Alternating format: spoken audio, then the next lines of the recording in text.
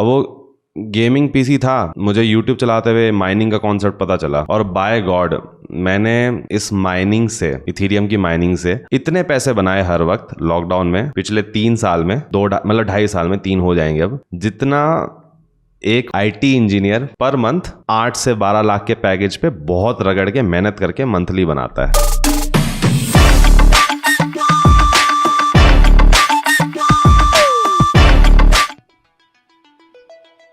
Alright, so we are recording our new episode. Happy Diwali everyone। जब मैं record कर रहा हूँ दिवाली को 1-2 दिन हो गए, आज मेरी तबीयत थोड़ी ख़राब है बट फिर भी हम ये एपिसोड रिकॉर्ड करेंगे। तो अभी तक 3 एपिसोड्स में मैंने तुम लोगों को बताया basics of blockchain, fundamentals of money, bitcoin, mining, NFT। इस कॉन्सेप्ट से मैंने तुमको इंट्रो करवाया इन सारे कॉन्सेप्ट से। लेकिन आज Web3 की दुनिया के एक ऐसे टॉपिक से इंट्रोड्यूस करवा रहा हूँ जो मेरे पर्सपेक्टिव से इस वक्त किसी भी और क्रिप्टो करेंसी या Web3 एप्लीकेशन से बड़ी है। इनफैक्ट आने वाले वक्त में मैं इसे Web3 इंटरनेट की दुनिया का गूगल या Amazon जितनी बड़ी कंपनी बनने का पोटेंशियल देखता हूँ। नाम है इस कंपनी का इथेरियम और इसकी क्रिप्टो करेंसी का नाम है ईथर। बहुत ज़्यादा फेमस है, दुनिया के हर एक्सचेंज में ये लिस्टेड है। शायद आपने खरीद भी रखी हो, नहीं भी खरीद रखी है तो इस वीडियो में जानेंगे कि क्या आपको खरीदनी चाहिए और ये इथेरियम नेटवर्क की दुनिया दिखती कैसी है, कितना पैसा है और वो बनता कैसे है, और ये बिटकॉइन से कितनी ज़्यादा बड़ी है और क्यों दुनिया की सेकंड लार्जेस्ट क्रिप्टो करेंसी भी है। डिस्कवर करेंगे ये सारे जवाब और बहुत लाइट इंट्रो लेंगे to every topic around this one of my favourite cryptocurrency Ethereum इस वीडियो में। तो इथेरियम की शुरुआत हुई थी 2013 में। ये एक महज आइडिया की तरह ड्राफ्ट हुआ था और लेटर 2014 में वितालिक ब्यूटेरिन, जो कि एक रशियन कैनेडियन प्रोग्रामर है, वो इसको आइडिया से वर्किंग मॉडल में लेके आए थे और उस वक्त वितालिक सिर्फ 19 साल के थे। ऐसे एकदम से उनको ये आइडिया नहीं आया था कि महज एक 19 साल के बच्चे ने इतनी बड़ी रेवोल्यूशनरी टेक्नोलॉजी लॉन्च कर दी। इससे पहले वितालिक बिटकॉइन मैगजीन के को-फाउंडर भी थे और उनके जो डैड है, उनके जो पिता हैं, वो भी एक क्रिप्टो इंडस्ट्री से जुड़े हुए बहुत बड़े सीरियल एंटरप्रेन्योर हैं और वो अपने डैड का नाम बरकरार रख रहे हैं, वितालिक। अब ये सब मेरे को कैसे पता? मेरे को इस कहानी में घंटा कोई इंटरेस्ट नहीं था तब तक, जब तक लॉकडाउन नहीं हुआ था। मैं कॉलेज से ड्रॉप आउट कर रहा था, कोई जॉब वगैरह नहीं थी मेरे पास। एक स्टार्टअप था जो मैंने भी 19 की उम्र में ही स्टार्ट किया था, हाउस ऑफ बाबाज नाम है उसका। पर लॉकडाउन की वजह से हमारी जो फंडिंग प्रोसेस होती है, मतलब स्टार्टअप्स फंड रेज करते हैं और फिर स्टार्टअप फंड रेज करके उस पैसे से कंपनी को बनाते हैं, वो फंडिंग प्रोसेस ही डिले हो गई। तो बेसिकली फाइनेंशियली कुछ खास कर नहीं रहा था मैं। फाइनेंशियली मतलब थोड़े लगे हुए थे मेरे पर्सनल लेवल पे। तो घर आ गया था मैं उस वक्त।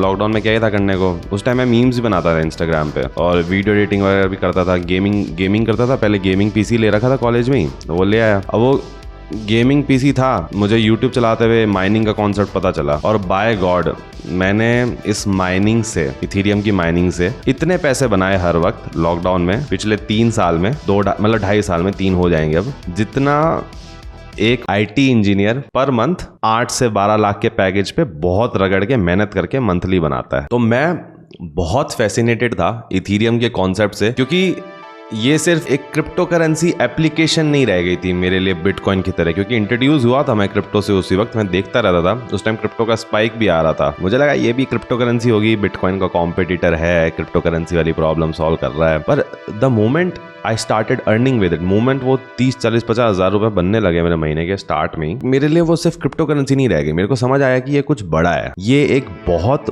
बड़ा पर्पस सर्व कर रही है इथेरियम नेटवर्क, जिस पे मैं अभी थोड़ी देर में आता हूँ। तो माइनिंग की वजह से मैंने ना मतलब काफ़ी बढ़िया इनकम सेट कर ली थी। मतलब मेरे को जब पहली बार मैंने मशीन को काम करते हुए देखा ना, महीने के 40-50 हज़ार रुपए बनाते हुए, मेरे दिमाग से ना वो कॉन्सेप्ट ही वो टूट गया। पहले मैं स्टार्टअप वगैरह में था, मेरे दिमाग से वो कॉन्सेप्ट हट गया कि मतलब मेहनत करके भी, मतलब वैसे जॉब करके मेरे को पैसे बनाने हैं क्या फिर। खैर वो एक पर्सनल चीज़ है। लेकिन लास्ट मंथ क्या हुआ, इथेरियम ने अपना माइनिंग जो प्रूफ ऑफ वर्क पे चलता था, यानी आप जितने ज़्यादा जीपीयू या ग्राफिक कार्ड्स लगाओगे उतने ज़्यादा पैसे बनते थे, वो सिस्टम इथेरियम ने बंद कर दिया है। अब माइनिंग वैसे नहीं होती है। क्यों नहीं होती है?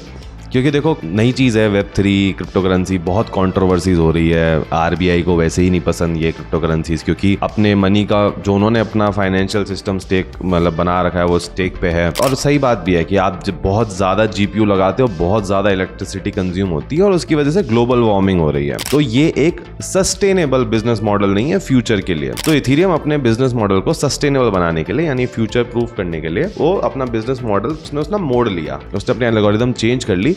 वो प्रूफ ऑफ वर्क से प्रूफ ऑफ स्टेक पे आ गया है, प्रूफ ऑफ वर्क से प्रूफ ऑफ स्टेक पे आ गया है। और प्रूफ ऑफ स्टेक अभी थोड़ा नया है। ऐसा नहीं है कि आप माइनिंग मतलब माइनिंग बोलो उसको स्टेकिंग बोलो, अब आप माइनिंग तो नहीं बोल सकते कि आप उससे पैसा नहीं बना सकते। अब आप GPU लगाने की जगह अपने आप क्या करते हो, इथेरियम खरीदते हो या माइनिंग, मैंने तो माइन करके बहुत रख रखे हैं तो मेरे पास वही पड़े हैं, और आपको स्टेक करने होते हैं नेटवर्क। स्टेक मतलब आप अपना ऐसे लेके जाते हो और वहां पे स्टेक करके बोलते हो कि मैं ना अपने इस इथेरियम से तुम्हारे नेटवर्क को सपोर्ट करूंगा। और आप जितना ज्यादा इथेरियम लगाते हो या स्टेक करते हो आपको आपके शेयर के हिसाब से वो इनकम जनरेट करके देते रहते हैं। अब ऑल्दो इस वक्त प्रूफ ऑफ स्टेक बहुत नया है, ठीक है, मतलब इसमें मेरे को उतनी प्रॉफिट मतलब उतनी इनकम अभी नहीं जनरेट हो रही है जितनी GPU से होती थी। पर सच बताऊं तो क्रिप्टो की दुनिया में ना सब कुछ बहुत अनप्रेडिक्टेबल है अभी, क्योंकि बहुत नया है, कभी भी स्पाइक कर जाती है चीजें। मैंने जब माइनिंग स्टार्ट की थी उतनी प्रॉफिटेबल माइनिंग पहले भी नहीं थी, ठीक है। मैंने अलग से जब स्टार्ट की थी तब ना मतलब एक भयंकर ही बूम आया हुआ था, उसके बाद और बूम आया, मतलब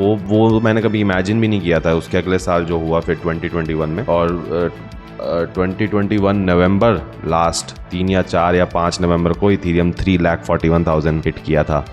उसके बाद से अभी मार्केट डाउन है। तो आई थिंक वो लास्ट पीक थी जिस वक्त मतलब मंथ के मतलब आप आराम से 1.5 लाख रेवेन्यू भी क्लॉक कर रहे थे। तो अभी प्रूफ ऑफ स्टेक स्टार्ट के लिए नया है, इसमें इतना पैसा नहीं है जितना प्रूफ ऑफ वर्क में था, लेकिन स्टार्ट करने के लिए सही है अगर आपके पास कुछ पैसा पड़ा है और कुछ पैसे से आपको पैसा बनाना है। तो अब जो लोग नए हैं बिल्कुल उनका सवाल होगा कि हम कहाँ से इथेरियम खरीदें, स्टोर करें, अगर स्टेक करने भी है तो। मतलब आप में से कुछ लोग जो नए हैं, यहाँ पे कॉन्सेप्ट आता है वॉलेट्स का, ठीक है। वॉलेट जैसे आपने अभी अपने पैसे या क्रेडिट कार्ड या डेबिट कार्ड अपने वॉलेट या बटुए में रखते हैं, वैसे ही क्रिप्टो के भी 2 तरीके के वॉलेट्स होते हैं। एक होता है फिजिकल, दूसरा होता है वर्चुअल। जो फिजिकल वॉलेट्स होते हैं वो पेन ड्राइव जैसे दिखते हैं, उसको आप जब PC में प्लग करते हैं तब आप अपने क्रिप्टो को एक्सेस कर सकते हैं। क्योंकि ये फिजिकल है, फिजिकल मतलब आपके हाथ में वो पेन ड्राइव जैसी चीज होती है, उनको हैक करना पॉसिबल नहीं होता है, मतलब नामुमकिन के बराबर होता है। लेकिन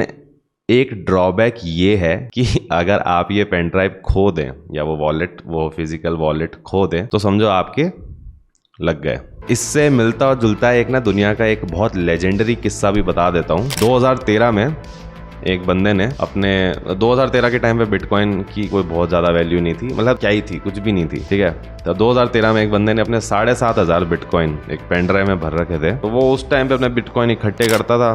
तो उसकी गर्लफ्रेंड थी, गर्लफ्रेंड को लगता था पता नहीं क्या चुतिया पे करता है, ये क्या बिटकॉइन इकट्ठे कर रहा है। That guy could see the future but that girl was like पता नहीं क्या है। Then he got frustrated. उस बंदे को अपनी बंदी की बात से थोड़ी वीटी हो गई, गुस्सा वुस्सा आ गया, तो उसने अपनी पेन ड्राइव फेंक दी। अब कुछ सालों बाद पता चला कि भाई बिटकॉइन तो था रेवोल्यूशनरी। आज भी वो बंदा पेन ड्राइव ढूंढना चाह रहा है, वो अपनी जो भी वो फिजिकल वॉलेट है, और उसमें $246 मिलियन बिटकॉइन है। आई थिंक ये एक जनरेशनल वेल्थ है, अगर उसको मिल जाती है तो 10 पीढ़ियों तक सॉर्टेड है। तो इसी तरीके की समस्या से अब जो लोग अपनी चीजें संभाल के नहीं रख सकते हैं, जैसे भाई मेरे से नहीं संभाला जाता, मैं भैंचोद मतलब मैं अपना फोन भूल जाता हूँ, मैं दूसरे फोन से अपना फोन करके देखता हूँ भाई मेरा फोन कहाँ है। तो इस समस्या से बचने के लिए आते हैं वर्चुअल वॉलेट्स, जो हमारे जैसे कि क्रिप्टो एक्सचेंजेस होते हैं ना, आप वहां से भी चीजें खरीद सकते हैं और वहां भी स्टोर कर सकते हैं। उसी में वॉलेट होते हैं तो आप उनमें भी स्टोर कर सकते हैं। तो बेसिकली जो आपके एक्सचेंज है ना, जैसे WazirX हो गया, बाइनेंस हो गया, या आप जो भी यूज करते हो CoinDCX, हालांकि मेरे को CoinDCX इतना पसंद नहीं है अभी तक, कभी फ्यूचर में होगा तो पता नहीं। वो एक तरीके के ना आपके खरीदने का माध्यम तो है, पर स्टोर करने का भी माध्यम है। तो आप बेसिकली वो वॉलेट ही हो गया एक तरीके से। अगर आप इनमें से कोई नहीं जानते हैं बाइनेंस या WazirX, तो मैं लिंक डाल दूंगा डिस्क्रिप्शन में, आप उस लिंक को क्लिक करके वो ऐप डाउनलोड कर सकते हैं। शायद रेफरल भी होगा तो आपको भी शायद कुछ बेनिफिट मिल जाए, मेरे को भी बेनिफिट मिल जाएगा। तो ये हो गए वर्चुअल वॉलेट्स। इसके अलावा भी वर्चुअल वॉलेट्स होते हैं। मैं आपको भी आसान तरीका बता रहा हूँ क्योंकि ये बहुत ही लाइट इंट्रो वीडियो है, मैं बहुत ज्यादा डीप पेनिट्रेशन किसी टॉपिक पे नहीं लूंगा। इसके अलावा अलग वॉलेट्स भी होते हैं, थोड़ा सा बता देता हूँ। जैसे एक एक्सोडस, EXODUS करके एक वॉलेट है, वो भी मेरा एक्सपीरियंस ठीक रहा है। पर उनमें पता है दिक्कत क्या है, अगर उसमें क्या है, कुछ वो फ्रेज मिलता है आपको 16 वर्ड्स का, या मतलब वैसे अगर आप वो भूल जाओ, वो आपको कागज पे कहीं लिख के रखना होता है, वो आप भूल जाओ या किसी के हाथ लग जाए तब भी आपकी करेंसी स्टेक पे है। एक्सचेंजेस का एटलीस्ट ये फायदा है कि आपको वो OTP से लॉगिन कराता है। तो अभी स्टार्ट करने के लिए मेरे ख्याल से आप एक्सचेंज का वॉलेट यूज करो तो बहुत ज्यादा बढ़िया रहेगा। तो अब आपने इथीरियम जान लिया, समझ लिया, मतलब जान क्या लिया, थोड़ा सा इंट्रो ले लिया, वॉलेट भी मैंने इंट्रोड्यूस करा दिया। लेकिन सबसे इंपॉर्टेंट सवाल कि अब इन्वेस्टमेंट स्ट्रेटेजी के लिए इथीरियम कितना सही है, क्या आपको खरीदना चाहिए, क्या आपको स्टेक करना चाहिए, आपका पैसा अगर उसमें लगता है तो क्या होता है, अपन इस पे भी बात कर लेते हैं। तो अब ये मेरा अपना ओपिनियन है, काफी स्ट्रॉन्ग ओपिनियन है और मेरा पर्सनल है। अगर आप भी इस ओपिनियन और इस पर्सपेक्टिव से देख पाओ तो आप इसको समझने की कोशिश करना कि मैं ये मानता हूं कि आने वाले फ्यूचर का एक बहुत बड़ा जायंट बिजनेस है। क्योंकि इथीरियम सिर्फ एक क्रिप्टो करेंसी नहीं है। काफ़ी लोगों को लगता है इथीरियम एक क्रिप्टो करेंसी है और बहुत सारे लोग ना इथीरियम वर्सेस बिटकॉइन करते रहते हैं कि ये अच्छी क्रिप्टो करेंसी है, वो अच्छी क्रिप्टो करेंसी है। देखो, जब ब्लॉकचेन आया था, मतलब आया क्या था, बिटकॉइन आया था। बिटकॉइन ने कॉन्सेप्ट इंट्रोड्यूस करवाया था ब्लॉकचेन का। उस ब्लॉकचेन जो है वो ब्लॉकचेन एक स्टार्ट ऑफ न्यू इंटरनेट है। तो उस न्यू इंटरनेट पर बिटकॉइन एक छोटा सा पर्पस सर्व करता है, वो है करेंसी का। बिटकॉइन कहता है कि मैं एक ऐसी करेंसी हूं जो टाइम के साथ इन्फ्लेट नहीं होगी, जैसे अपनी बाकी पैसा इन्फ्लेट हो जाता है क्योंकि गवर्नमेंट अच्छा खासा पैसा छाप देती है। तो इथीरियम आया। इथीरियम एक करेंसी नहीं है। करेंसी तो उन्होंने अपनी लॉन्च कर ही रखी है, वो तो वो कैपिटल या फंड रेज करने के लिए करते ही रहते हैं, उनके पास पैसा आता है तो वो और चीजें बनाते हैं। पर इथीरियम एक क्रिप्टो करेंसी नहीं है। इथीरियम एक पूरा आने वाले टाइम का, मैं बिलीव करता हूँ, जैसे अपन अभी जो यूज करते हैं, आप ये जो वीडियो बैठ के देख रहे हो वेब 2.0 पे देख रहे हो। वेब 2.0 पे गूगल का ही यूट्यूब है। वेब 2.0 पे गूगल कितनी बड़ी कंपनी, आज से 20 साल पहले बनी थी तब भी मतलब बड़ी थी, जैसे अभी आज इथीरियम फेमस है तब भी फेमस था, पर वो तब इतनी बड़ी नहीं थी। आज जितनी जायजेंटिक बन गई है, उतनी बड़ी कंपनी वेब 3.0 पे बनने का पोटेंशियल रखती है इथीरियम। इथीरियम एक कंपनी है और उसकी क्रिप्टो करेंसी का नाम है ईथर। तो वेब 3.0 में इथीरियम जो कंपनी है वो एक नया ही एप्स बना के एक नया इंटरनेट ही बना रही है। और जब से इथीरियम का थर्ड फेज चल रहा है, फर्स्ट फेज आया, सेकंड फेज आया, अभी थर्ड फेज आया। थर्ड फेज मतलब उनका अपग्रेड होता जा रहा है पिछले जितने सालों में उन्होंने बनाया है इसको। और जब से स्मार्ट कॉन्ट्रैक्ट्स का फंडा आया है तब से चीजें और ज्यादा रेवोल्यूशनरी हो गई है। स्मार्ट कॉन्ट्रैक्ट ने इथीरियम की गेम चेंज करके रख दी है। मतलब स्मार्ट कॉन्ट्रैक्ट एक ऐसी चीज है, जैसे इथीरियम का पहला एक फंडामेंटल था कोड इज लॉ, लेकिन आपने देखा होगा एक एक्सचेंजेस पर ना एक इथीरियम क्लासिक करके भी करेंसी होती है। डाओ बेस इनका सिस्टम था पहले, पर क्या हुआ कि वो उसमें हैकिंग हो गई थी, क्योंकि जो स्मार्ट कॉन्ट्रैक्ट है या जो भी कॉन्ट्रैक्ट है, जो भी कोड है, वो इतना अच्छे से लिखा नहीं गया था, बग्स थे उसमें, तो हैक हो गया, पैसे लुट गए उनके। फिर उसके बाद ना ये चीज़ अलग अलग हो गई। वो जो नेटवर्क है वो इथीरियम क्लासिक अलग ही रह गया और इथीरियम अपना एक नया बॉर्न हो गया। तो जो स्मार्ट कॉन्ट्रैक्ट्स है, मतलब फ्यूचर में जिस तरीके से इसको और बेहतर बनाते जा रहे हैं, हो सकता है कि आपको टेक लॉयर्स की तो जरूरत पड़े ही ना, क्योंकि हर कॉन्ट्रैक्ट जो होता है, कोई आपका घर का अग्रीमेंट हो गया, कुछ भी हो गया, आजकल हाउस रेंटल, मैंने जो घर रेंट कर रखा है ये मैंने किसी बंदे से मिलके नहीं कर रखा है, मैंने ऑनलाइन किया था नेस्ट अवे के थ्रू। तो बेसिकली सब कुछ ही मेरा ऑनलाइन हो गया। इस तरीके से आने वाले टाइम में ये जो चीजें हैं कि भाई मैं अगर ये घर लेता हूँ तो ऐसे होगा, इतना मैं सिक्योरिटी डिपॉजिट दूंगा, इतना मैं रेंट दूंगा, ये सारी चीजें ना उस कॉन्ट्रैक्ट में ये इथीरियम नेटवर्क पे आप डाल के सेट कर सकते हो कि मेरा पैसा अपने आप निकल जाएगा, मैं भर दूंगा, सब चीज़ें। तो ये चीज़ बहुत ज़्यादा रेवोल्यूशनरी है और इसकी और भी एप्लीकेशन है। ये मैंने एक छोटी चीज़ बताई। स्मार्ट कॉन्ट्रैक्ट जो है वो अपने आप में ये एक